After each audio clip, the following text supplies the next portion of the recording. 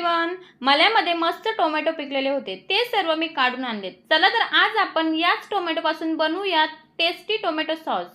साहित्य: 1 kilo tomato, 2 कांदे, 8 ते 10 लसूण पाकळ्या, मसाला, चवीनुसार मीठ, व्हिनेगर, खडे मसाले आणि साखर। सर्वप्रथम टोमॅटो स्वच्छ पाण्याने धुवून कट करून घेतले आणि आता त्यामध्ये कापलेला कांदा, लसूण, खडे मसाले आणि थोडंसं पाणी घालून 10 ते 15 मिनिटं गॅसवर शिजवून घेऊ। टोमॅटो छान शिजलेले आहेत। टोमॅटो मस्त थंड झालेले आहेत। आता आपण ते मिक्सरला फिरवून घेऊ। सर्व टोमॅटो मी इकडे मिक्सरला फिरवून घेतलेले आहेत। चला तर आता आपण ते गाळणीच्या सहाय्याने सर्व मिश्रण गाळून घेऊयात।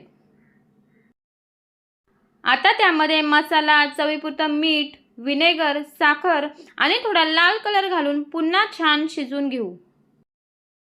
चला तर इकडे आपला टेस्टी घरगुती टोमॅटो सॉस तयार आहे।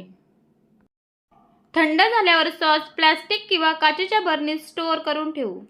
फ्रीजमध्ये ठेवल्यावर हा सॉस आपण 1 महिना आरामात वापरू शकतो। घरगुती टेस्टी आणि हेल्दी टोमॅटो सॉस तयार आहे। चला तर गाईज, भेटूयात पुढच्या व्हिडिओमध्ये। Bye bye, take care.